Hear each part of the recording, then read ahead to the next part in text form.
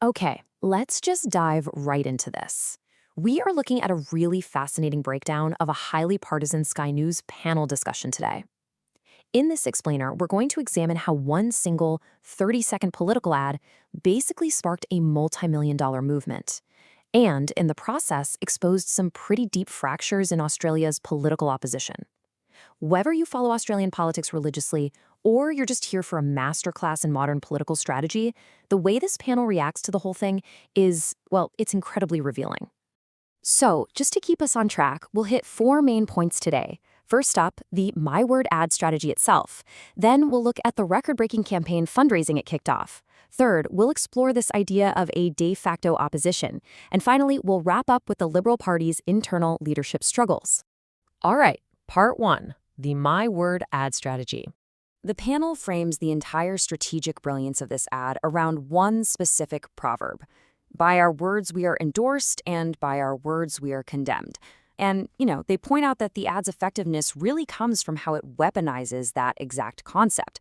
It takes the Prime Minister's own statements and just uses them against him. It lets his own past guarantees do all the heavy lifting to dismantle his credibility. At least, that's how the panel sees it. And the ad executes this core mechanic brilliantly.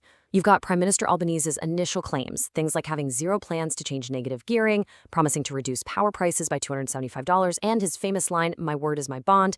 Then, right next to that, the ad slaps down the current reality, directly contrasting those promises with his retracted positions. And the kicker? Pauline Hanson doesn't even say a single word. The ad just labels the power prices claim a lie and lets that contrast speak totally for itself. It is a literal masterclass in showing rather than telling. But what's really wild here is the sheer agility of the operation behind this campaign. The commentators emphasized that this massive national impact was pulled off by a tiny, lean staff of just two core people, maybe a few extra helpers. They whipped up a standard 30-second spot, one that, again, completely excludes Pauline Hanson both visually and vocally, and then strategically aired it right in the middle of the massive state of origin rugby game. Talk about maximizing visibility with incredibly limited resources. Moving right along to part two, record-breaking campaign fundraising. Now, this is just a fascinating look at modern viral politics in action.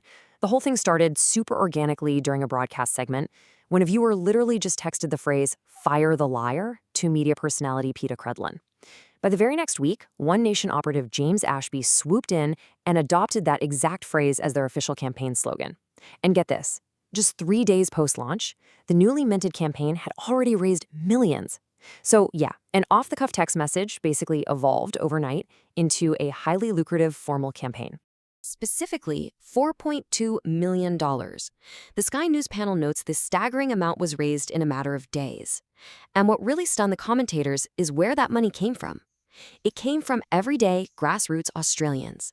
They entirely bypassed the big unions, the wealthy elites, the massive corporate donors that you usually see funding political war chests of this size. In fact, the panel emphatically states that this has never been done in Australian political history before. Seriously, no minor party has ever mobilized grassroots funding at this kind of scale, let alone this fast. For the commentators, this is a massive flashing red light, signaling a major shift in the political landscape. It proves that a minor party can suddenly wield major financial clout, assuming they perfectly capture the public's momentum and frustration in that exact moment. So, with all this unprecedented financial and strategic success, it naturally prompts the panel to ask a really provocative question about the shifting power dynamics in the country. Is One Nation now the de facto opposition? Because with the major traditional parties seemingly asleep at the wheel, this minor party's agility is absolutely turning heads. Which brings us perfectly to part three, the de facto opposition. To illustrate this, the panel brutally contrasts the crisp effectiveness of One Nation's slogan against the Liberal Party's alternative. One Nation goes with, "Fire the liar." It's simple, punchy, full of momentum. Conversely, the official Liberal opposition slogan, credited to Angus Taylor, is, well, it's "If the vote sprays, Labour stays, and if Labour stays, you pay." The panel practically bursts into laughter over this. They call it clunky and point it out as this glaring example of a massive gap in modern political messaging capabilities. And that leads us into our final section, part four, Liberal Party leadership struggles. Here, the panel dives into a surprisingly harsh history of recent liberal leadership. They debate the current unifier, Angus Taylor, and while one panelist tries to defend him for stepping up to fix a broken unit, another fires right back, pointing out that, hey, he's been a part of that exact same unit for a decade, so giving him grace is a tough sell for voters.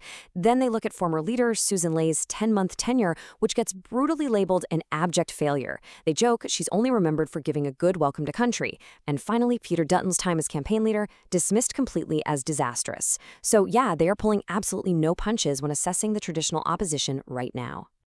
All of this builds to a highly revealing quote from the discussion. The party must decide how long they are prepared to sit in their own pain before they actually wake up. One panelist points out that, from their vantage point, the electorate is actively rejecting the far left and practically begging for a strong alternative. But the traditional opposition is simply too fractured to capitalize on it. In the panel's view, they are just stuck in their own internal pain, missing these massive open goals while agile minor parties sprint right past them. So, as the political system fractures and minor parties prove they can completely dominate the national narrative, and raise millions of dollars with just 2 staffers and a smartphone, a really critical question emerges. With minor parties completely rewriting the campaign playbook, how will traditional major parties survive this political fracturing? Honestly, it's a question that goes way beyond Australia and hits right at the very future of traditional political giants worldwide. Thank you so much for joining me on this explainer, and I'll catch you next time as we break down more fascinating source material.